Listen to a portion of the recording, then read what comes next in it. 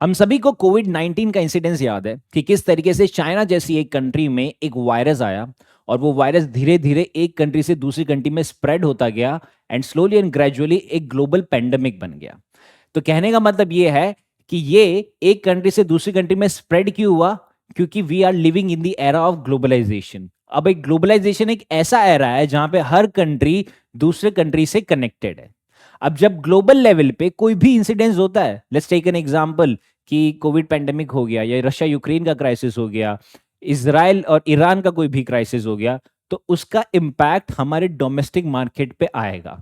Similarly जैसे आप recall करोगे ना कि कोविड 19 जब आया तो उसका डोमेस्टिक इम्पैक्ट आया कि इंडिया में लॉकडाउन लग गया, कई सारी इकोनॉमिक एक्टिविटीज बंद हो गई एंड उसके अकॉर्डिंगली पॉलिसी में चेंजेस हुए। तो हम अगर रिकॉल करें कि हमारे पॉलिटिकल पॉलिसी चेंज हुई थी, हमें आत्मनिर्भर का कॉन्सेप्ट लाए थे, राइट। उसके अलावा हम अगर देखते हैं कि सोसाइटी के पॉइंट ऑफ व्यू से हम सैनिटाइजेशन पे ज्यादा फोकस करें, हम हमारी हेल्थ की सर्विसेज पे ज्यादा फोकस करने लग गए, हम एनवायरमेंट के बारे में ज्यादा सोचने लग गए, राइट, हम पर्सनल हेल्थ के बारे में ज्यादा सोचने लगे। तो कहने का मतलब क्या है कि एक ग्लोबल लेवल पे एक ट्रेंड आया है और वो ट्रेंड से एक डोमेस्टिक लेवल पे कुछ ना कुछ इंपैक्ट होता है। तो आज की इस वीडियो में हम यही चीज पे फोकस करेंगे दैट कि किस तरीके से ग्लोबल ट्रेंड डोमेस्टिक मार्केट को इन्फ्लुएंस करता है, राइट। तो यहां पे हम सबसे पहले समझेंगे कि at present recent global trends क्या चल रहे हैं एंड वो ट्रेंड्स का डोमेस्टिक मार्केट पे क्या इंपैक्ट हो रहा है और ये इंपैक्ट को, नेगेटिव इंपैक्ट जो हो रहा है, उससे हम कैसे ओवरकम करें, right. So let's start our discussion, जहां पे हम पहले चीज देख रहे हैं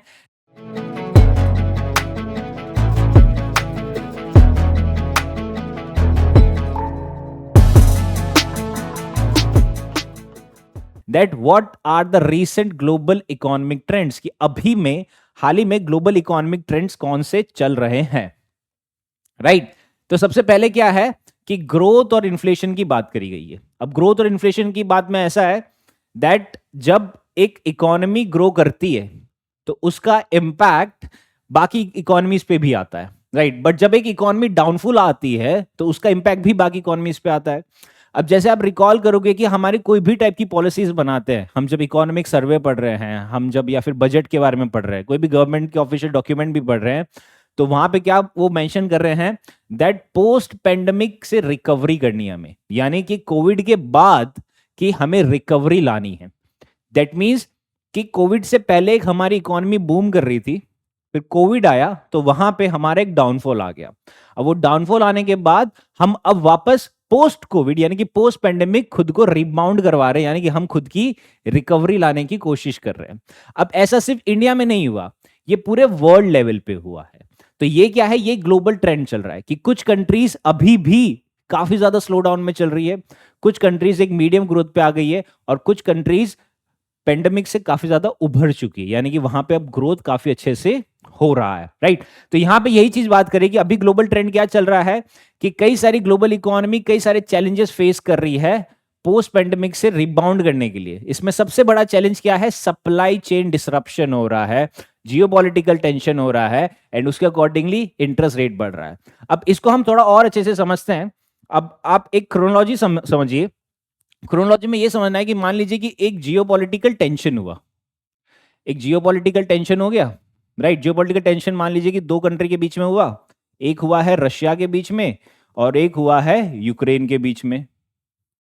अब हमें याद है कि रशिया और यूक्रेन में, यूक्रेन की अगर बात करें तो वहां पे हम ये जो कंट्री है, ये कंट्री में अनाज काफी ज्यादा उगाया जाता है। अनाज में इन द सेंस गेहूं सबसे ज्यादा उगाया जाता है। अब कई सारी कंट्रीज गेहूं के लिए यूक्रेन पे डिपेंडेंट है, इंक्लूडिंग यूरोपियन कंट्रीज।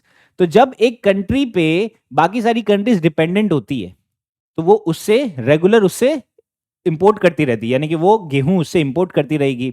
लेकिन यहां पे क्या हुआ कि जब रशिया और यूक्रेन के बीच में क्राइसिस हुआ तो रशिया ने यूक्रेन पे ब्लॉकेड लगा दिया, यानी कि जहां से उसका ट्रेड मार्केट घूम रहा था, यानी कि यूक्रेन जब दूसरी कंट्रीज को अपना गेहूं बेच रहा था तो ये क्या है, ये एक ट्रेड रूट था। अब ये ट्रेड रूट पे क्या लगा दिया, रशिया ने ब्लॉकेड लगा दिया। अब ब्लॉकेड लगाने से क्या हो गया कि ये जो सप्लाई चेन है, वो डिसरप्ट हो गई, कि यहां से यूक्रेन से दूसरी कंट्री में जो गेहूं जाना था वो डिसरप्ट हो चुका है। यानी कि जब जियोपॉलिटिकल टेंशन होते हैं, जब जियोपॉलिटिकल क्राइसिस होते हैं, तो सबसे पहला इंपैक्ट कहां पड़ता है? सप्लाई चेन मैकेनिज्म पे पड़ता है। अब सप्लाई चेन मैकेनिज्म को हम थोड़ा सा और अच्छे से वे में समझते हैं कि सप्लाई चेन मैकेनिज्म में पहला क्या होता है? सबसे पहले एक होता है प्रोड्यूसर, कि एक जो होता है वो प्रोड्यूस करता है, यानी कि यूक्रेन गेहूं प्रोड्यूस कर रहा है। अब ये प्रोड्यूस होके कहां जा रहा है? एक ट्रेड हब में जा रहा है। ओके, एंड फिर वहां से कहां जाता है? कंज्यूमर के पास जाता है, यानी कि कोई दूसरी कंट्री के पास जा रहा है। अब इसमें ऐसा हो रहा है कि यहां से तो प्रोड्यूस हो जा रहा है और यहां तक पहुंच भी जा रहा है, बट रशिया ने क्या किया? यहां पे ब्लॉकेड लगा दिया। और ये जो पूरा मैकेनिज्म है, ये तीनों लेवल का जो मैकेनिज्म है, this is supply chain mechanism, जिसके अंदर यहां पे भी इंफ्रास्ट्रक्चर चाहिए और यहां पे भी इंफ्रास्ट्रक्चर चाहिए, और कहीं एक पे अगर ब्लॉकेड लग जा रहा है तो यहां पे वो नहीं मिलेगा। Right, so this is what supply chain mechanism है।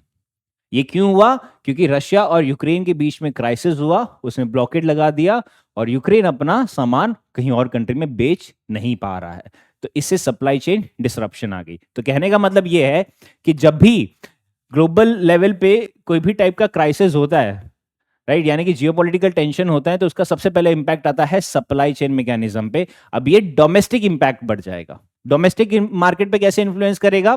जैसे इंडिया पे क्या इन्फ्लुएंस था कि इंडिया में गेहूं की डिमांड बढ़ गई थी एक्सपोर्ट मार्केट में। जो इंडियन व्हीट था उसका एक्सपोर्ट मार्केट में डिमांड बढ़ गया था। क्यों बढ़ गया था?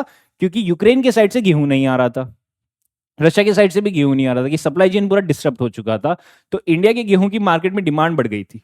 अब जब इंडिया के गेहूं की डिमांड बढ़ गई ग्लोबल मार्केट में, तो हमारे डोमेस्टिक मार्केट में इतना गेहूं का प्रोडक्शन होना चाहिए कि हम हमारे पॉपुलेशन को भी खिला सके, और दूसरी बात है कि हम दूसरी कंट्री को एक्सपोर्ट भी कर सके। राइट, यानी कि हमारे यहां पे स्कैरसिटी का क्राइसिस नहीं होना चाहिए। सो this is what, this is domestic market पे इन्फ्लुएंस हुआ है ग्लोबल ट्रेंड का। तो कहने का मतलब ऐसा है कि कोविड-19 से उभरने के लिए ये सारे इश्यूज आ रहे हैं अभी भी। राइट, अब इससे साथ क्या होता है कि जब इस तरीके के टेंशन आते हैं कि सप्लाई चेन मैकेनिज्म हो रहा है, तो यहां पे क्या हो गया कि डिमांड किसकी थी? गेहूं की डिमांड थी। मतलब यहां गेहूं की डिमांड हो रही है बट ये सप्लाई नहीं हो पा रही। क्यों? क्योंकि यहां पे ब्लॉकेट लगा दिया। तो इससे क्या हो रहा है कि सप्लाई, डिमांड और सप्लाई के बीच में एक मिसमैच हो रहा है। तो जब डिमांड और सप्लाई के बीच में मिसमैच होगा, यानी कि डिमांड ज्यादा है बट सप्लाई कम है, तो क्या होगा? वहां पे प्राइस बढ़ जाएगा, यानी कि वो गेहूं का पैसा बढ़ गया, गेहूं और ज्यादा महंगा हो गया। तो कहने का मतलब कैसा है कि इस तरीके से ग्लोबल लेवल पे एक इन्फ्लेशन चल रहा है। अब जब ग्लोबल लेवल पे इन्फ्लेशन चलेगा तो डोमेस्टिक लेवल पे उसका काफी ज्यादा इंपैक्ट आ जाएगा, क्योंकि ग्लोबल लेवल पे अगर गेहूं महंगा बिकेगा, मान लीजिए कि ग्लोबल लेवल पे गेहूं महंगा बिक रहा है, तो मैं अगर बाहर से गेहूं खरीद रहा हूं और इंडिया में मैं इसका आटा बेच रहा हूं, तो मेरे को गेहूं महंगा मिलेगा तो मैं आटा भी महंगा ही बेचूंगा। तो इससे क्या हो रहा है कि जो डोमेस्टिक लेवल है, डोमेस्टिक लेवल पे इन्फ्लेशन बढ़ता जा रहा है। Okay, so this is the point. फिर जब इस तरीके के इन्फ्लेशन बढ़ रहा है, कि सबसे पहले क्या हुआ कि जियोपॉलिटिकल टेंशन बढ़ा, उसके बाद में इन्फ्लेशन बढ़ गया। अब जब इन्फ्लेशन बढ़ गया है तो वहां पे कौन आएगा? सेंट्रल बैंक आएगी। यानी कि यहां पे इंडिया का अगर लेते हैं एग्जांपल, तो रिजर्व बैंक ऑफ इंडिया आएगी, वो बताएगी कि इन्फ्लेशन इतना ज्यादा बढ़ चुका है तो इसको इस तरीके से कंट्रोल करना चाहिए। यानी कि ये डोमेस्टिक लेवल पे किस तरीके से इंफ्लुएंस कर रहा है कि सेंट्रल बैंक की पॉलिसीज को ये चेंज करवा रहा है। जैसे कोविड पेंडेमिक हुआ, कोविड पेंडेमिक में क्या हुआ था कि मार्केट में पैसा ही नहीं घूम रहा था, तो वो पैसा और डालने के लिए आरबीआई अपने तरीके से पॉलिसीज डाल रहा था, गवर्नमेंट ऑफ इंडिया अपने तरीके से पॉलिसी बना रहा था कि मार्केट में पैसा और ज्यादा घूमता रहे। तो हम कह सकते हैं कि एक जियोपॉलिटिकल टेंशन की वजह से सप्लाई चेन में इश्यू हो गया, राइट, डोमेस्टिक मार्केट में इश्यू हो गया, डोमेस्टिक लेवल पे इन्फ्लेशन बढ़ गया, और डोमेस्टिक लेवल पे जो पॉलिसीज होती है उस पे भी चेंजेस आए गए। सो ये क्यों हुआ? क्योंकि ग्लोबल इकोनॉमिक ट्रेंड की वजह से ये चेंज हुआ है। राइट, अब इसका एक और एग्जांपल समझते हैं दैट ये तो था ग्रोथ प्रोस्पेक्ट से। अब जियोपॉलिटिकल टेंशन से, जैसे इसके अंदर ऑलरेडी हम कवर कर चुके हैं, रशिया यूक्रेन क्राइसिस है। अब इसके अलावा जो दूसरा इशू है इसके अंदर, दैट इज ट्रेड टेंशन होता है। ट्रेड टेंशन किसके वजह से? आपको याद होगा कि एक ट्रेड वॉर चल रहा है बिटवीन यूएस एंड चाइना। अब इसके अंदर एक कॉन्सेप्ट बाहर आया है, दैट इज प्रोटेक्शनिज्म। अब प्रोटेक्शनिज्म को हम और अच्छे से समझते हैं, that what exactly protectionism means. कि जो प्रोटेक्शनिज्म है उसको थोड़ा सा और अच्छे से समझते हैं कि प्रोटेक्शनिज्म पे क्या होता है।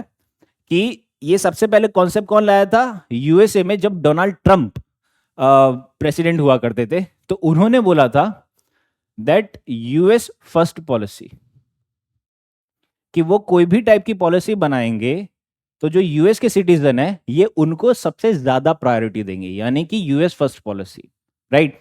इससे पहले अगर आप रिकॉल करोगे कि जो यूनाइटेड किंगडम था वो यूरोप का पार्ट था, यूरोप यूनियन का पार्ट था, राइट, यूरोपियन यूनियन का पार्ट था। लेकिन यूके का क्या हो गया था, यूके ने ब्रेग्जिट कर लिया था। ब्रेग्जिट क्यों किया था इसने, क्योंकि यूके का ये कहना था कि ब्रिटिश जो यूके यूनाइटेड किंगडम जो है, इंग्लैंड जो कंट्री है वो काफी ज्यादा डेवलप कंट्री है, और जो बाकी की यूरोपियन कंट्रीज है वो या तो डेवलपिंग है या थोड़ी अंडर डेवलप्ड है या सेमी डेवलप्ड टाइप की कंट्रीज है। तो यूके के रिसोर्सेस का फायदा बाकी की कंट्रीज भी उठा रहे थे, क्यों, क्योंकि वो पार्ट थे यूरोपियन यूनियन का। ओके, वो यूरोपियन यूनियन का पार्ट थे, राइट। तो यूके ने क्या कहा कि हमें किसी और की सेवा नहीं करनी है, राइट। हम किसी और के लिए, हमको एनजीओ खोल के नहीं बैठे कि हम हर कंट्री के सिटीजन्स की सेवा करेंगे। हमें क्या करना है, जो हमारे कंट्री के सिटीजन्स है हमें सिर्फ उनका ग्रोथ पे फोकस करना है। तो ये क्या है, ये प्रोटेक्शनिज्म है, कि आप एक प्रोटेक्शनिस्ट पॉलिसी लेके आए हो जिसके अंदर आप खुद के सिटीजन्स को ही आप बोलोगे कि हमें हमारे सिटीजन्स का ही डेवलपमेंट कराना है, हमें किसी और के सिटीजन्स का डेवलपमेंट नहीं कराना है, राइट। तो वैसे ही जो यूएस थे, डोनाल्ड ट्रंप थे, उसने यूएसए फर्स्ट पॉलिसी लेके आए थे, यानी कि जो यूएसए के सिटीजन्स है उनका पहले डेवलपमेंट होगा, फिर हम बाकियों का डेवलपमेंट करेंगे। और अगर इंडिया का एग्जाम्पल लेते तो इंडिया ने भी एक कॉन्सेप्ट लाया था, दैट वाज आत्मनिर्भर। आत्मनिर्भर में कैसा है कि इंडिया ने बोला कि हमें आत्मनिर्भर होना है, इवन दो हम ग्लोबलाइजेशन के एरा में है, बट हमें आत्मनिर्भर होना है, हमें किसी और कंट्री पे निर्भर नहीं रहना है, राइट। तो कहने का मतलब क्या है कि ये तरीके के जो पॉलिसीज होती है या आइडियोलॉजी है ये काफी ज्यादा आ गई है ग्लोबल लेवल पे। अब जब इस तरीके की आइडियोलॉजी आती है तो वहां पे डोमेस्टिक लेवल पे चेंजेस आते हैं। जैसे आप याद करोगे कि इंडिया में एक टाइम पे हार्ली डेविडसन के शोरूम हुआ करते थे, ओके। एंड जब हार्ली डेविडसन के शोरूम हुआ करते थे तो उस पे 100% ड्यूटी लगाया करती थी इंडिया। क्यों, क्योंकि हार्ली डेविडसन किससे कम्पीट कर रहा था, रॉयल एनफील्ड से कम्पीट कर रहा था। तो रॉयल एनफील्ड के कंपेयर में हार्ली डेविडसन का प्राइस 2 टाइम्स या 3 टाइम्स रखा गया, ताकि लोग हार्ली डेविडसन ना खरीदे और रॉयल एनफील्ड खरीदे। हालांकि अब तो वो शोरूम भी नहीं रहे, मतलब इंडिया में हार्ली डेविडसन अब नहीं रहा, अगर आपको लेना है तो डायरेक्ट आपको वहीं से इंपोर्ट करवाना पड़ता है। तो कहने का मतलब क्या है कि यहां पे यूएसए प्रेशर कर रहा था इंडिया पे कि ये एक हार्ली डेविडसन पे आप ड्यूटी कम करो, क्योंकि 100% ड्यूटी, यानी कि अगर 3 लाख की बाइक है तो उस पर 6 लाख रुपए लग रहा है उस पर, क्योंकि उस पर 3 लाख का ड्यूटी लग जा रहा है, तो डबल प्राइस हो जा रहा है। तो कहने का मतलब ऐसा है कि ये एक ग्लोबल इकोनॉमिक ट्रेंड था जो डोमेस्टिक पॉलिसी पे इंफ्लुएंस कर रहा है, यानी कि ये क्या किया, ये डोमेस्टिक मार्केट पे इंफ्लुएंस हुआ है, राइट। इसके अलावा अगर हम देखते हैं कि जो इमर्जिंग मार्केट होते हैं, यानी कि इंडिया एक तरीके से इमर्जिंग मार्केट है। अब जब इमर्जिंग मार्केट क्या हो रहा है कि वो धीरे धीरे बड़ा हो रहा है, बट जैसे ही कोई भी तरीके का जियोपॉलिटिकल क्राइसिस आ जाता है या ग्लोबल लेवल पे कोई इश्यू आ जा रहा है तो वो इमर्जिंग मार्केट में कैपिटल आना बंद हो जाता है, राइट। कैपिटल आना यानी कि पैसा बाहर से आना बंद हो जाता है, फॉरेन इन्वेस्टमेंट आना बंद हो जाता है, तो वो एक नेगेटिवली इंपैक्ट करता है उसके डोमेस्टिक डेवलपमेंट पे, ओके। फिर आ जाता है next is the depth concern. अब डेप्थ कंसर्न कैसा होता है कि सबसे पहला क्या होता है, सोवरेन डेप्थ। सोवरेन डेप्थ क्या होती है, जो गवर्नमेंट का लोन होता है, यानी कि गवर्नमेंट ऑफ इंडिया ने लोन लिया होगा, दो से लिया होगा, या तो डोमेस्टिक लेवल पे बैंक से लिया होगा या फॉरेन लेवल पे किसी से लिया होगा। सो this is what sovereign depth, कि गवर्नमेंट का जो लोन होता है उसको सोवरेन डेप्थ कहा जाता है। अब कई बार ऐसा होता है कि जो ग्लोबल लेवल पे ट्रेंड होते हैं ना, उससे कई सारी कंट्रीज के डोमेस्टिक लेवल पे सोवरेन डेप्थ बढ़ जाता है। यानी कि यहां पे एग्जांपल आया था कि जो यूरोपियन कंट्रीज थी, अब यूरोपियन कंट्रीज में क्या इश्यूज होने लग गए थे कि ग्लोबल टेंशन बढ़ रहा है, ग्लोबल जो ट्रेंड है वो चेंज हो रहा है, तो जो वहां की सरकार है, अब वो सरकार में कैसा हो रहा है कि जब ग्लोबल लेवल पे कोई चेंज होता है तो वहां पे क्या चीज सबसे ज्यादा इंपैक्ट होती है? Import and export. अब अगर इंपोर्ट ज्यादा है एज कंपेयर टू एक्सपोर्ट, तो वहां पे वो कंट्री के लिए इश्यू क्रिएट होता है। तो कंट्री के पास वो पैसा है नहीं, अब वो पैसा उसके पास नहीं है तो वो पैसा कहीं और से लेता है, वो मार्केट से उठाता है। और जब वो मार्केट से पैसा उठाता है तो वो डोमेस्टिक की जो करेंसी है उस पर प्रेशर बढ़ जाता है, यानी कि सोवरेन डेब्ट इंक्रीज होने से इंडियन रूपी पे प्रेशर धीरे धीरे बढ़ जाएगा। Right, so this is a cause of concern. तो ये कब होता है? जब ग्लोबल ट्रेंड में कोई इश्यू होता है जिससे इंपोर्ट और एक्सपोर्ट चेंज होता है और उसके अकॉर्डिंगली सोवरेन डेब्ट में भी इश्यू होता है। और इसी के साथ जो प्राइवेट सेक्टर होता है वो कॉर्पोरेट डेब्ट का लेवल भी ऊपर नीचे हो जाता है, क्योंकि कई बार ऐसा होता है कि हमारी इकोनॉमी में पैसा है नहीं बट मुझे यहां पे बिजनेस करना है, तो मैं क्या करूंगा? मैं बाहर की इकोनॉमी से पैसा लेके आऊंगा। अब जब मैं बाहर की इकोनॉमी से पैसा लेके आ रहा हूं तो मैं ग्लोबलाइजेशन के एरा में आ गया हूं, फर्स्ट थिंग।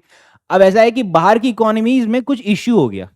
अब जब बाहर की इकोनॉमीज में कुछ इश्यू होगा तो मेरे यहां पे जो मनी फ्लो आ रहा था वो डिस्टर्ब हो जाएगा, तो उससे कॉर्पोरेट डेब्ट में भी चेंजेस आ जाएंगे एंड एट द एंड ऐसा है कि कॉर्पोरेट डेब्ट पे भी इंक्रीज हो जाएगा। और तीसरा चीज है दैट फाइनेंशियल कंटेजियस। अब कंटेजियस का मतलब क्या है कि ग्लोबलाइजेशन में ऐसा है कि कोविड-19 एक बीमारी थी जो कंटेजियस थी, यानी कि एक कंट्री से वो बाकी सारी कंट्रीज में स्प्रेड होना स्टार्ट हो गई थी। सो दिस इज व्हाट कंटेजियस। अब ऐसा है कि फाइनेंशियल कंटेजियस है कि एक कंट्री में अगर कोई भी तरीके का फाइनेंशियल क्राइसिस होगा या डेब्ट क्राइसिस होगा तो बाकी सारी कंट्रीज पे उसका काफी बड़ा इंपैक्ट आएगा। हम आने वाली साइड में इसको और अच्छे से समझेंगे जब हम ये देखेंगे कि चाइना के इकोनॉमिक स्लोडाउन से इंडिया के डोमेस्टिक मार्केट पे क्या इंपैक्ट होता है, राइट। बट उससे पहले देख लेते हैं कि अगर ग्लोबल लेवल पे टेक्नोलॉजिकल डिसरप्शन हुआ है तो इसके अंदर सबसे पहला हम कह सकते हैं कि डिजिटल ट्रांसफॉर्मेशन का एक इश्यू क्रिएट होता है, क्योंकि टेक्नोलॉजिकल डिसरप्शन यानी कि अब मान लीजिए कि अभी क्या टेक्नोलॉजिकल डिसरप्शन हुआ है कि आर्टिफिशियल इंटेलिजेंस आ गया है। अब आर्टिफिशियल इंटेलिजेंस आ गया है तो लोगों के माइंड में क्या डाउट हो रहा है कि जो जॉब को लेकर डिस्प्लेसमेंट है वो काफी ज्यादा होने वाली है। कि अब एआई आ गया तो एआई जब ह्यूमन के काम करने लग जाएगा तो ह्यूमन क्या काम करेगा? तो ह्यूमन को ऑब्वियसली कुछ ऐसे काम सीखने पड़ेंगे जो एआई से करवा सके, यानी कि मेरे को पहले एआई के बारे में पढ़ना पड़ेगा और फिर मेरे को यह सीखना पड़ेगा कि ये एआई से मैं काम कैसे करवा सकता हूं, तो मेरे को एक जॉब की वैल्यू रहेगी, तो मेरे को एक अच्छी नौकरी मिल पाएगी, वरना मेरे को नहीं मिल पाएगी।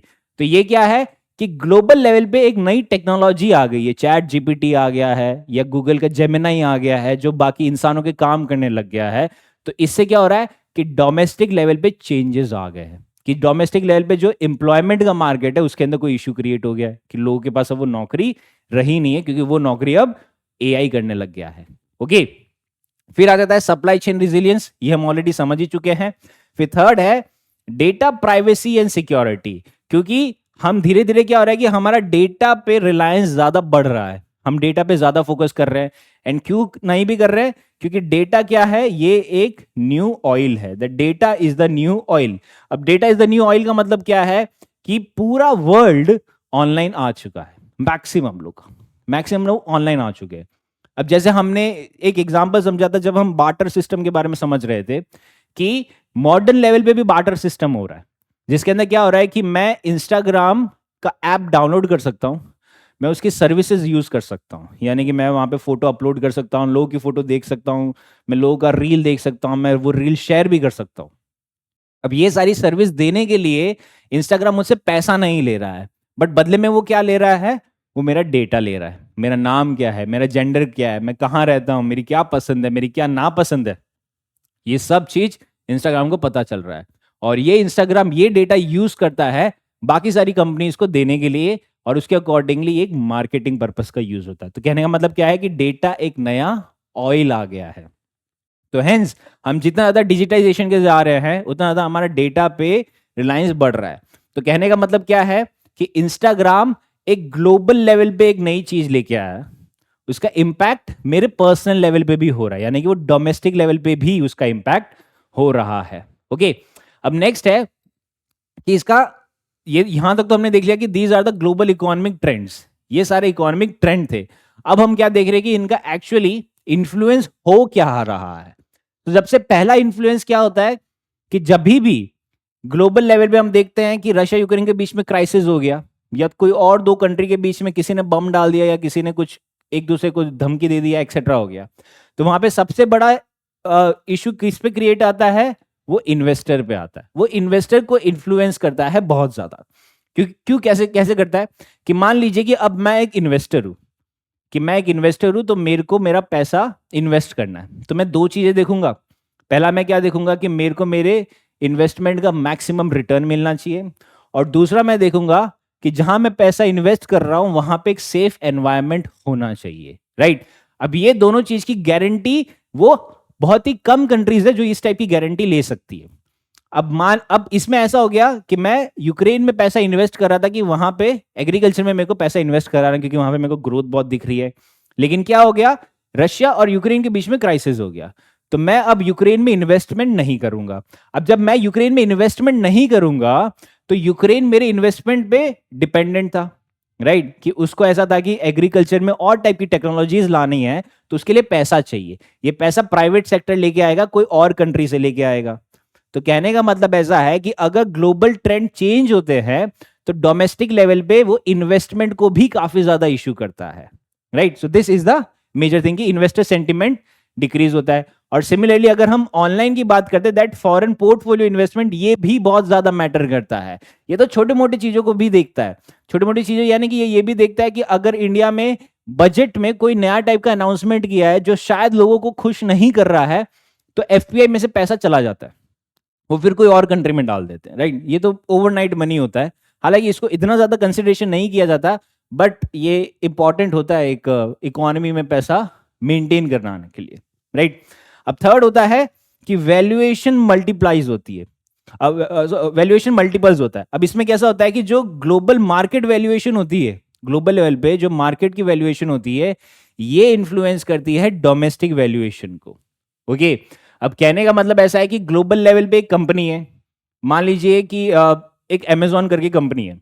अब अमेजॉन का हेड ऑफिस है यूएसए में, और अमेजॉन की एक ब्रांच ऑफिस है इंडिया में। अब ग्लोबल लेवल पे अमेजॉन का शेयर गिर गया, तो जो डोमेस्टिक लेवल पे जो अमेजॉन की कंपनी है इंडिया में, वो भी गिर जाएगी। तो कहने का मतलब क्या है कि जो ग्लोबल लेवल पे मार्केट वैल्यूएशन होती है ना, वो डोमेस्टिक लेवल पे भी मार्केट को बहुत ज्यादा इन्फ्लुएंस करती है, यानी कि जो उसकी वैल्यू डोमेस्टिक लेवल पे होगी ये उसको भी इन्फ्लुएंस कर देगी। फिर सेकंड आ जाता है जिसका इन्फ्लुएंस देखते हैं, that is the depth market. अब डेप्थ मार्केट में कैसा होता है कि जो ग्लोबल लेवल पे इंटरेस्ट रेट चल रहा होता है वो काफी ज्यादा इंपैक्ट करता है डोमेस्टिक लेवल पे रिटर्न का। अब इसको हम और अच्छे से समझते हैं कि यहां पे आप देखिए कि ग्लोबल लेवल पे यूएसए की एक सेंट्रल बैंक है, फेडरल रिजर्व जिसको कहा जाता है, name is not that important, but क्या इंपॉर्टेंट है कि यूएसए की एक सेंट्रल बैंक है, फेडरल रिजर्व। अब ये जब पॉलिसी करता है, जब पॉलिसी में चेंजेस लाता है, अब जैसे अगर इंडिया लेवल पे हम देखते हैं तो जब रिजर्व बैंक ऑफ इंडिया की मॉनेटरी पॉलिसी कमेटी सेटअप होती है, हर 2 महीने में ये होती है, और ये उसके अकॉर्डिंगली इंटरेस्ट रेट कम ज्यादा करता है कि भाई अभी इकोनॉमी में कितना पैसा है, कितना नहीं है, और कितना इंटरेस्ट रेट कम ज्यादा करने की जरूरत है, ये आरबीआई करता है। लेकिन आरबीआई जब इस तरीके से चेंज करता है तो ये बाकी इकोनॉमी को इतना इंपैक्ट नहीं करता। वेरेज यूएसए जब पॉलिसी चेंज करता है तो ये बाकी इकोनॉमीज को इंपैक्ट करता है। क्यों? क्योंकि यूएसए का जो करेंसी है यूएस डॉलर, वो एक ग्लोबल करेंसी है, राइट? यानी कि ग्लोबल लेवल पे जो करेंसी यूज होती है दैट इज यूएस डॉलर। अब जब इसका इंटरेस्ट रेट कम ज्यादा होगा तो इसका इंपैक्ट पूरे ग्लोबल लेवल पे आएगा। अब मान लीजिए कि यूएसए ने अपने पॉलिसी में जो इंटरेस्ट रेट है वो इंक्रीज कर दिया, यानी कि यहां पे क्या हो गया कि लोन महंगा हो गया, लोन महंगा हो गया, और अगर मैं कोई भी चीज इन्वेस्ट कर रहा हूं तो उसका रिटर्न भी मेरे को ज्यादा मिलना चाहिए क्योंकि इंटरेस्ट रेट बढ़ गया। तो इससे क्या हो गया कि इससे दो चीजें होगी। पहली चीज क्या होगी कि कोई भी जब लोन लेगा यूएस डॉलर में तो उसको महंगा पड़ेगा, तो देयर आर चांसेस कि जो डोमेस्टिक लेवल पे कंट्रीज जो यूएस डॉलर में लोन ले रही थी वो अब नहीं लेगी। सेकेंड चीज क्या होती है कि जब इसका इंटरेस्ट रेट इंक्रीज हो गया तो जब लोग पैसा इन्वेस्ट कर रहे हैं तो वो एक्सपेक्ट क्या कर रहे हैं कि मेरे को इसका रिटर्न ज्यादा मिलेगा। क्यों? क्योंकि इस पे इंटरेस्ट रेट इंक्रीज हो गया है। ओके, तो वही चीज रहती है कि ये डोमेस्टिक लेवल पे काफी ज्यादा इंपैक्ट करता है। जैसे जो होता है डोमेस्टिक बॉन्ड यील्ड, बॉन्ड हमें पता है कि क्या होता है कि बॉन्ड एक टाइप का शेयर होता है, और यील्ड क्या होता है कि वो शेयर का रिटर्न, राइट। तो उसको यील्ड कहा जाता है। तो जब ग्लोबल इंटरेस्ट रेट चेंज होगा तो जो डोमेस्टिक लेवल पे बॉन्ड यील्ड्स है वो भी इफेक्ट करेगा। ओके, फिर आ जाता है करेंसी फ्लक्चुएशन। अब करेंसी फ्लक्चुएशन का मतलब ये होता है कि जब जब भी जो भी एक्सचेंज रेट होता है, अब जैसे एक्सचेंज रेट किस पे डिपेंड करता है, एक्सचेंज रेट हमें पता है कि किस पे डिपेंड करता है, कि जो एक्सचेंज रेट का पहले मतलब समझ लो कि एक्सचेंज रेट क्या है। कि अभी कैसा है कि $1 इज इक्वल्स टू ₹100। एग्जाम्पल ले लेते हैं कि $1 is equals to ₹100। So this is what, this is the exchange rate. Okay, अब ये ₹100 किस पे डिपेंड होता है कि जो पर्टिकुलर डॉलर है वो डॉलर की इंडिया में कितनी डिमांड हो रही है और कितनी सप्लाई हो रही है। डिमांड किस पे डिपेंड कर रही है कि हम कितना इंपोर्ट कर रहे हैं, और सप्लाई किस पे डिपेंड कर रही है कि हम कितना एक्सपोर्ट कर रहे हैं, राइट। तो ये दो चीज पे डिपेंड होती है। तो दैट मीन्स अगर मैं जितना ज्यादा एक्सपोर्ट करूंगा उतना ये ₹100 कम होता जाएगा, यानी कि डॉलर की वैल्यू धीरे धीरे कम होती रहेगी, तो मतलब एक्सचेंज रेट चेंज होता जाएगा। लेकिन अगर मैं इंपोर्ट बहुत ज्यादा करता जा रहा हूं तो ये ₹100 से ₹150 और ₹200 भी हो जाएगा। क्यों? क्योंकि हमें डॉलर की डिमांड काफी ज्यादा बढ़ गई है, हमें क्योंकि हमें इंपोर्ट करना है। अब इंपोर्ट करने के लिए मैं क्या करूंगा, मैं डॉलर की डिमांड करूंगा कि भाई मेरे को डॉलर चाहिए। मैं खुद तो डॉलर छाप नहीं सकता, तो मुझे डॉलर चाहिए, तो वो डॉलर की डिमांड बढ़ती जाएगी, और ये अल्टीमेटली जो डोमेस्टिक लेवल है उस पर काफी ज्यादा अफेक्ट करता है। क्योंकि जो एक्सचेंज रेट में जो चेंजेस होंगे ना, उसके अकॉर्डिंगली जो इंपोर्ट और एक्सपोर्ट है वो महंगा होगा। अगर ये बढ़ गया, मान लीजिए कि ये 100 से ₹150 हो गया तो इंपोर्ट महंगा हो गया। अगर ये 100 से ₹50 हो गया तो वो इंपोर्ट सस्ता हो गया। अब जब इंपोर्ट सस्ता हो गया, कि मान लीजिए कि मैं इंपोर्ट कर रहा हूं कॉर्न, कॉर्न इंपोर्ट कर रहा हूं, राइट, यानी कि जो भुट्टा होता है कॉर्न में इंपोर्ट कर रहा हूं। अब वो कॉर्न को मैं इंपोर्ट करके मैं क्या कर रहा हूं, मैं यहां पे कॉर्न फ्लेक्स बना रहा हूं। तो अगर वो मेरे को ₹150 का एक भुट्टा पड़ रहा है और मैं उस पर मेरा वैल्यू एडिशन करके उसको कॉर्न फ्लेक्स बना के मैं उसको 200 से ₹250 में बेचूंगा। लेकिन अगर वो मेरे को ₹50 का पड़ रहा है तो मैं उस पर वैल्यू एडिशन करके मैं उसको ऑलमोस्ट 100 से ₹150 तक का बेचूंगा। यानी कि यहां पे क्या हो रहा है कि जितना ज्यादा एक्सचेंज रेट कम होगा उतना ज्यादा मैं चीजें कम भाव में बेच पाऊंगा, जितना ये ज्यादा होगा उतना मेरे को पैसा बढ़ाना पड़ेगा। तो इससे क्या होगा कि जो डोमेस्टिक लेवल पे इन्फ्लेशन है वो कम ज्यादा होगा। ये क्यों हो रहा है? क्योंकि इंपोर्ट मेरे लिए महंगा या सस्ता हो रहा है। ओके, तो ये चीज इस तरीके से इंपैक्ट करती है। एंड अपार्ट फ्रॉम दिस, जिस तरीके का ग्लोबल इकोनॉमिक आउटलुक होता है कि इकोनॉमी ग्लोबल लेवल पे किस तरीके से ग्रो कर रही है, उसके अकॉर्डिंगली इन्वेस्टर का कॉन्फिडेंस भी मैटर करता है। ओके, अब जो नेक्स्ट चीज हमें समझनी है दैट इज ये करेंसी मार्केट में किस तरीके से इन्फ्लुएंस करता है। तो करेंसी मार्केट में जैसे हमने देखा है कि कैपिटल फ्लो क्या चीजें देखता है कि दो चीजें देखता है।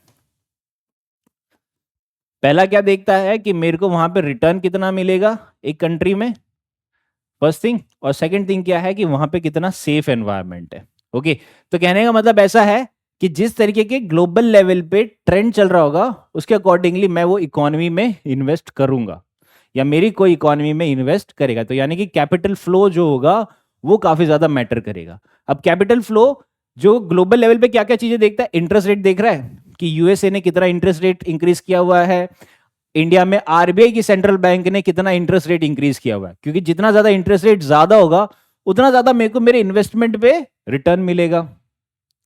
इंडिया की इकोनॉमी का ग्रोथ प्रोजेक्शन कितना हो रहा है कि 7 to 8% ग्रोथ हो रहा है, बाकी सारे इन्वेस्टर का क्या सेंटीमेंट चल रहा है, और एक्सचेंज रेट का क्या इंपैक्ट हो रहा है।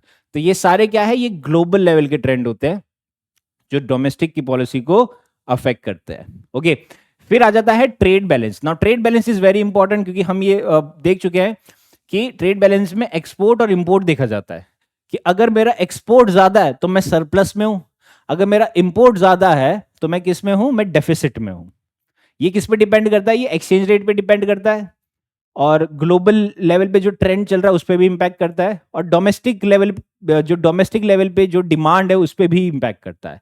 यानी कि डोमेस्टिक लेवल पे मान लीजिए कि आईफोन की बहुत ज़्यादा डिमांड है इंडिया में, तो लोग आईफोन लेना चाह रहे हैं, बट आईफोन क्या हो रहा है कि या तो इंपोर्ट हो रहा है या यहाँ पे मैन्युफैक्चर हो रहा है। चलो अब तो यहाँ पे मैन्युफैक्चर होने लग गया, वरना पहले तो सारा इंपोर्ट ही हो रहा था, बाहर से ही आ रहा था सारा।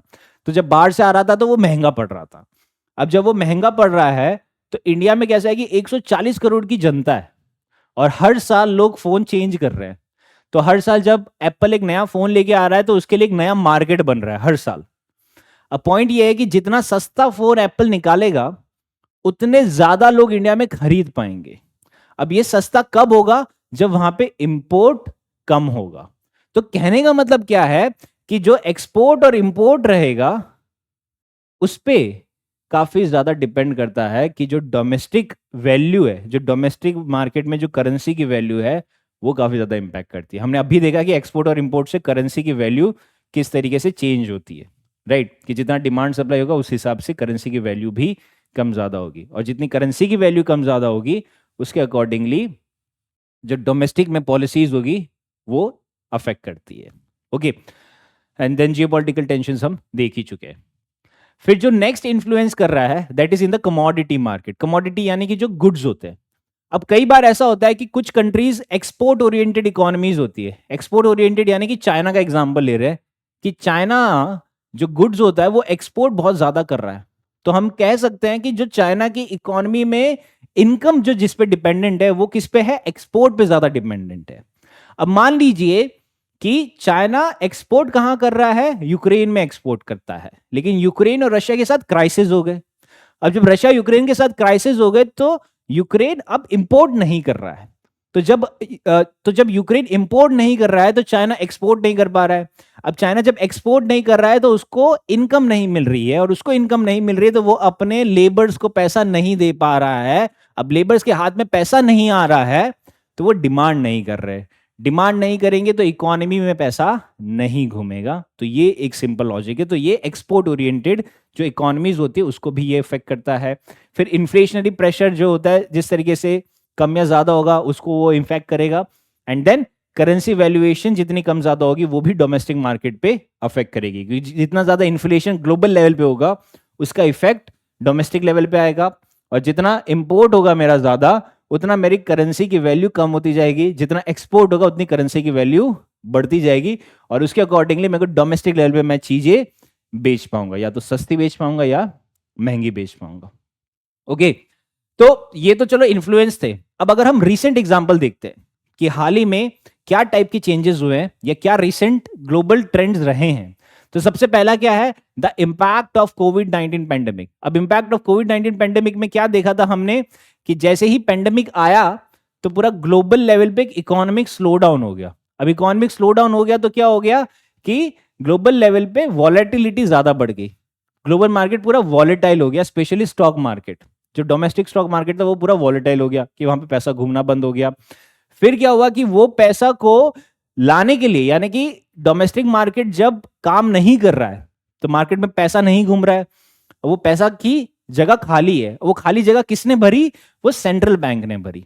तो सेंट्रल बैंक ने स्टिमुलस पैकेज दिए, या तो सेंट्रल बैंक ने दिया या गवर्नमेंट ने भी दिया। जैसे आप रिकॉल करोगे कि आत्मनिर्भर के लिए स्टिमुलस पैकेजेस वगैरह दिए थे, तो ये भी इसको इंपैक्ट करता है।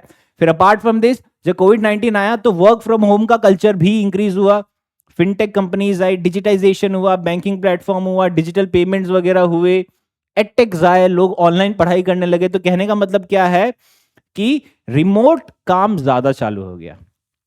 जैसे मैं अभी कोई और इंस्टीट्यूट के साथ एसोसिएट हूं, मैं रह कहीं और रहा हूं, तो ये क्या हो रहा है कि ये पूरा ऑनलाइन तरीके से कनेक्टेड हो रहा है, राइट? तो ये भी क्या है, ये एक इंपैक्ट हुआ है ऑफ कोविड-19 पैंडेमिक कि इकोनॉमिक स्लो डाउन हुआ, सेंट्रल बैंक और गवर्नमेंट ने यहाँ पे अपने पैकेजेस दिए, एंड वर्क फ्रॉम होम का कल्चर वहां पे स्टार्ट हुआ, तो उसके लिए इंफ्रास्ट्रक्चर भी बढ़ाना पड़ा। तो ये डोमेस्टिक लेवल पे चेंजेस हो गए।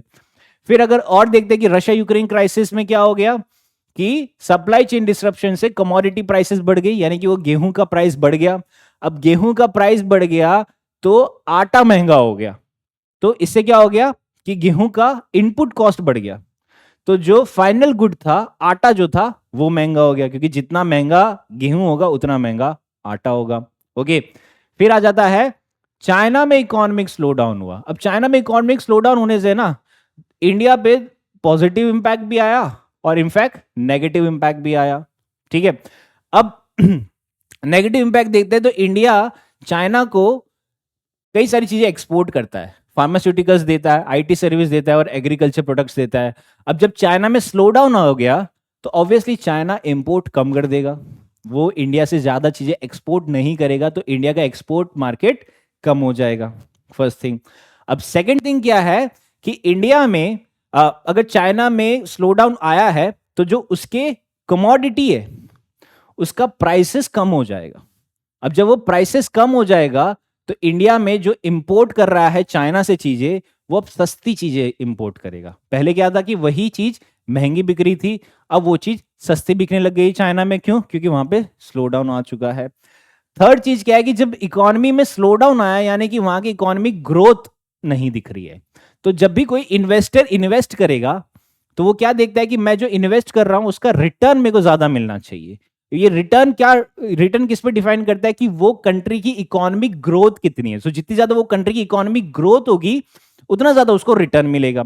तो वही चीज है कि अगर चाइना में जब स्लो डाउन आया तो जो फॉरेन इन्वेस्टमेंट्स थे वो कहां आ गए? इंडिया में आ गए। तो ये एक इंडिया को फायदा हुआ।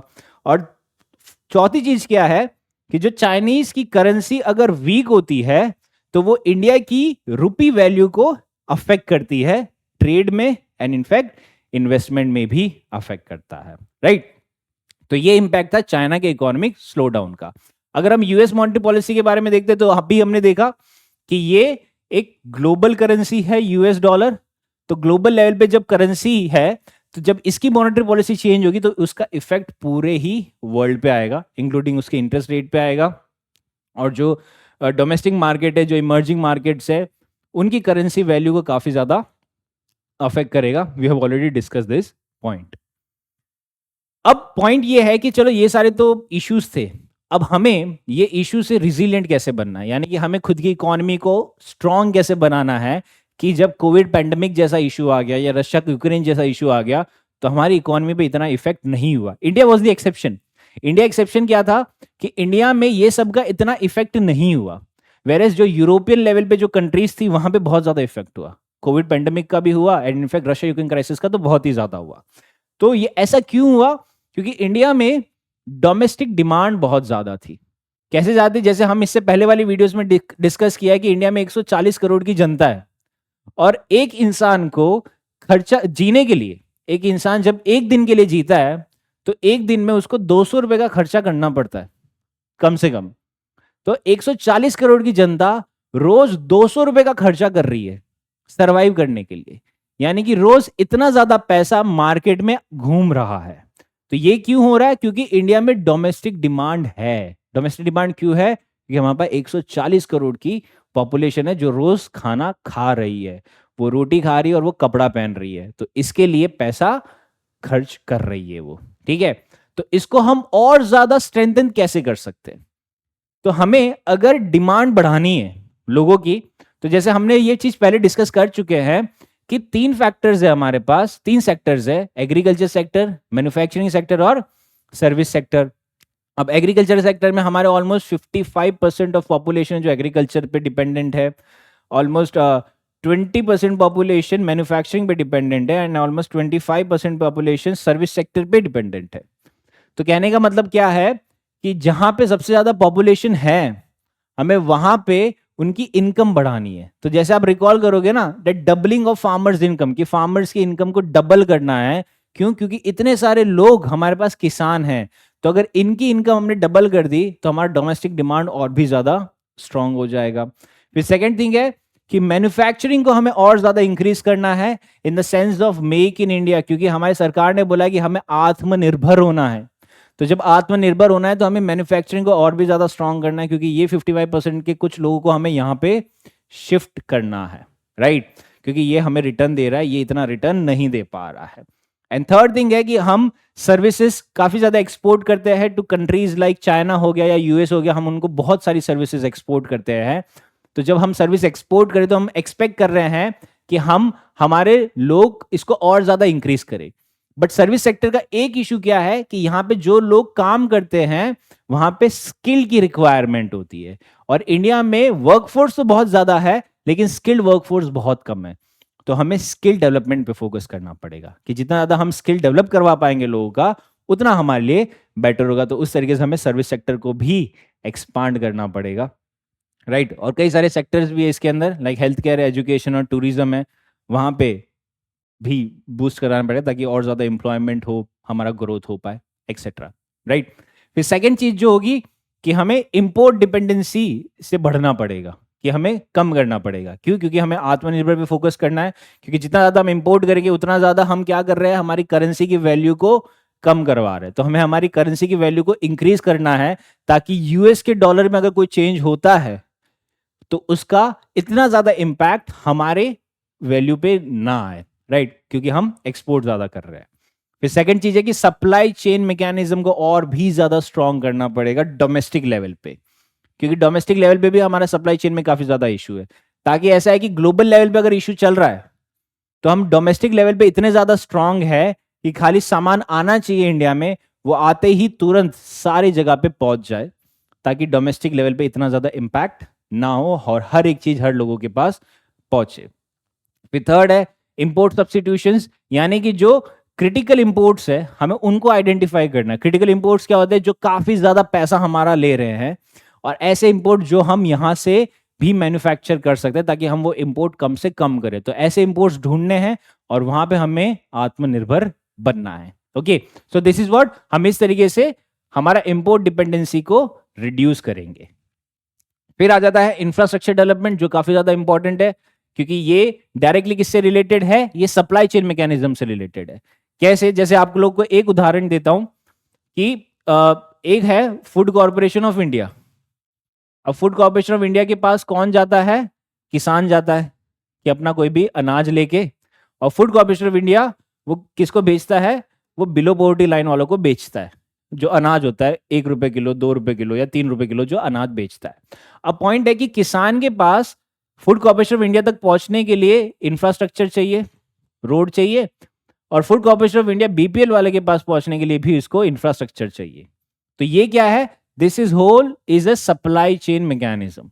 अब इसके अंदर फूड कॉर्पोरेशन ऑफ इंडिया के पास स्टोरेज भी आ जाएगा, स्टोरेज के अंदर कोल्ड स्टोरेज भी आ जाएगा, और जो भी अदर रिक्वायर्ड स्टोरेज है, सो एवरीथिंग, स्टोरेज से लेके ट्रांसपोर्टेशन तक हर चीज सप्लाई चेन मैकेनिज्म का पार्ट है। तो ये जब तक स्ट्रांग नहीं होगा इंडिया में तब तक हम इतना सही से नहीं हो पाएगा, क्योंकि एक साइड अनाज इतना ज्यादा वेस्ट हो रहा है, दूसरे साइड लोग भुखमरी में जी रहे हैं। So this is the major issue. Okay, then second है कि हमें एनर्जी इंफ्रास्ट्रक्चर पे फोकस करना है। जैसे कि हमें रिन्यूएबल एनर्जी पे काफी ज्यादा फोकस करना है, कि रिन्यूएबल एनर्जी बनाना आसान है लेकिन उसको स्टोर करना और ट्रांसपोर्ट करना वो एक डिफिकल्ट है। तो उसके अंदर हमारे पास इतना अच्छा इंफ्रास्ट्रक्चर नहीं है, इनफैक्ट वो ग्लोबल लेवल पे ही नहीं है। थर्ड है कि इंडिया में इंटरनेट और डिजिटल कनेक्टिविटी को और ज्यादा इंक्रीज करना है, और इनफैक्ट हम कह सकते हैं कि डिजिटल लिटरेसी को बढ़ाना है, कि जितने ज्यादा डिजिटल लिटरेसी बढ़ेगी उतने ज्यादा लोग इंक्लूसिव ग्रोथ का पार्ट बन पाएंगे। ओके, फिर जो हमने देखा स्किल डेवलपमेंट, जो बहुत ज़्यादा इंपॉर्टेंट है, कि हम हमारे लोगों को जितना ज़्यादा एजुकेशन और ट्रेनिंग देंगे उतना ज़्यादा हमारे पास स्किल्ड वर्कफोर्स आएगी, और ये स्किल्ड वर्कफोर्स रेडी रहेगी कभी भी काम के लिए। कि अगर ये स्किल्ड वर्कफोर्स है तो कभी भी ग्लोबल ट्रेंड में कोई भी इश्यू आता है तो ये स्किल्ड वर्कफोर्स है, तो ये खाली हाथ नहीं बैठेगी, इनको कोई ना कोई काम मिल ही जाएगा, क्योंकि ट्रेंड जैसे ही चेंज होगा तो काम मिल जाएगा। अब जिसको ऑलरेडी पाइथन आता था, जो कंप्यूटर की लैंग्वेजेस आती थी, तो वो एआई के आने के बाद उनको इतना ज्यादा इफेक्ट नहीं हुआ। क्यों? क्योंकि वो स्किल्ड वर्कफोर्स थी, राइट। जिनको नहीं आती तो उनको इफेक्ट हो गया क्योंकि वो स्किल में नहीं आती, तो एक्सेट्रा। तो इस तरीके का एक एग्जाम्पल है, वो करना है। और इंडिया में इनोवेशन को और ज्यादा प्रमोट करना है, एंटरप्रेन्योरशिप को और ज्यादा प्रमोट करना है, ताकि हम जॉब क्रिएशन कर सके और इकोनॉमिक ग्रोथ और भी ज्यादा बढ़ा सके, राइट। अब कुछ क्वेश्चंस हम समझते हैं। जैसे सबसे पहला क्वेश्चन है that which of the following is not a way global trends can impact in global trends can impact the Indian domestic market. कि इनमें से कौन सा इंडियन डोमेस्टिक मार्केट, मतलब इनमें से कौन सा एक ग्लोबल ट्रेंड है जो डोमेस्टिक मार्केट को इम्पैक्ट नहीं कर रहा है। तो वो है influencing consumer preferences and demands, ये इंपैक्ट करता है। Affecting the prices of imported goods, ये भी इंपैक्ट करेगा। Impacting the availability of raw materials, ये भी डोमेस्टिक मार्केट को इंपैक्ट करेगा। But determining the local weather patterns, ये इंपैक्ट नहीं करेगा। फिर सेकंड है, how does a global recession typically affect the Indian domestic market, कि एक ग्लोबल लेवल पे जब रिसेशन हो रहा है तो वो इंडियन डोमेस्टिक मार्केट पे किस तरीके से टिपिकल वे में इफेक्ट कर रहा है।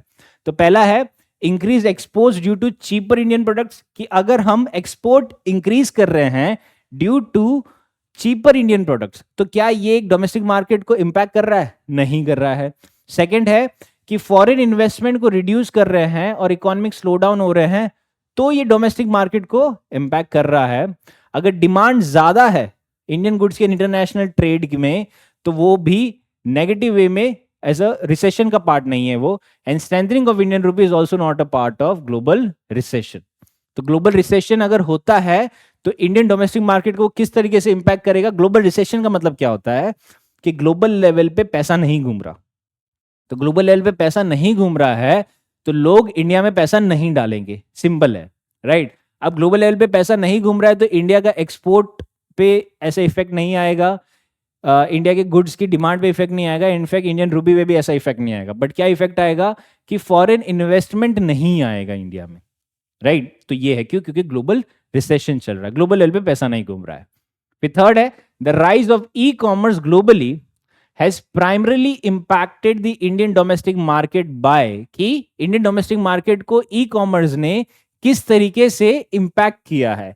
क्या वहां पे अनएम्प्लॉयमेंट कम हुआ है? नहीं। क्या वहां पे कंपटीशन इंक्रीज हुआ है फॉर ट्रेडिशनल रिटेलर्स? यस, कि कंपटीशन बढ़ गया ऑब्वियसली ई कॉमर्स से। इसका एग्जांपल क्या है कि पहले ऐसा था कि सब राशन की शॉप से ही अपना अनाज लेके आते थे, बट अब क्या हो रहा है कि लोग डीमार्ट से लेके आ रहे हैं, राइट। डीमार्ट से लेके आ रहे हैं। डीमार्ट भी ऐसा है कि ऑनलाइन स्टार्ट हो गया है, डीमार्ट रेडी का कॉन्सेप्ट आ गया है। तो इससे क्या हो रहा है कि इससे जो ट्रेडिशनल मार्केट के जो ट्रेडर्स थे उनका मार्केट काफी ज्यादा लूज हो चुका है। Okay, decreasing the variety of products available, नहीं। And promoting a cash based economy, ये भी नहीं है। तो इसका मेजर इंपैक्ट क्या है कि कंपटीशन बढ़ गया है फॉर ट्रेडिशनल रिटेलर्स के लिए। अब नेक्स्ट है that global trends in renewable energy, कि रिन्यूएबल एनर्जी की अगर ग्लोबल ट्रेंड की बात करें तो उसने इंडियन डोमेस्टिक मार्केट को किस तरीके से इन्फ्लुएंस किया है। क्या वहां पे फॉसिल फ्यूल का कॉस्ट कम हो गया है? नहीं, ऐसा बिल्कुल नहीं हुआ है। क्या वहां पे increase dependence on traditional energy sources पे हो गया है? नहीं। क्या वहां पे promote investment in clean energy technology हो गया? यस, क्योंकि क्वेश्चन क्या है कि रिन्यूएबल एनर्जी जो ग्लोबल ट्रेंड में चल रहा है वो इंडियन डोमेस्टिक मार्केट में कैसे इन्फ्लुएंस कर रहा है कि इंडिया में भी रिन्यूएबल एनर्जी लाना है। अब रिन्यूएबल एनर्जी लाना है तो उस पे इन्वेस्टमेंट इंक्रीज करना पड़ेगा in clean energy technology. Hence this statement is right. Fourth, limiting the growth of electric vehicle industry, नहीं, ये लिमिट नहीं कर रहा है, ये इनफैक्ट ये प्रमोट कर रहा है कि इसको और भी ज्यादा इंक्रीज करो। Next is the question of the day, ये आप लोग को बताना है that how can India effectively mitigate the negative impacts of global economic downturns in domestic market, यानी कि इंडिया इनमें से क्या ऑप्शन कर सकता है कि वो जो ग्लोबल इकोनॉमिक डाउनटर्न्स हो रहे हैं उसके नेगेटिव इंपैक्ट को कम से कम कर सके, राइट। तो क्या वो अपना इंपोर्ट पे डिपेंडेंस कम कर देगा, या वहां पे गवर्नमेंट स्पेंडिंग इंक्रीज कर देगा, या वो प्रोटेक्ट करेगा डोमेस्टिक इंडस्ट्रीज को टैरिफ से, या all of the above, right. So इसका आंसर प्लीज आप लोग मुझे बताइए। सो आज की इस वीडियो में इतना ही। See you all next time. Till then stay safe and study well. Thank you.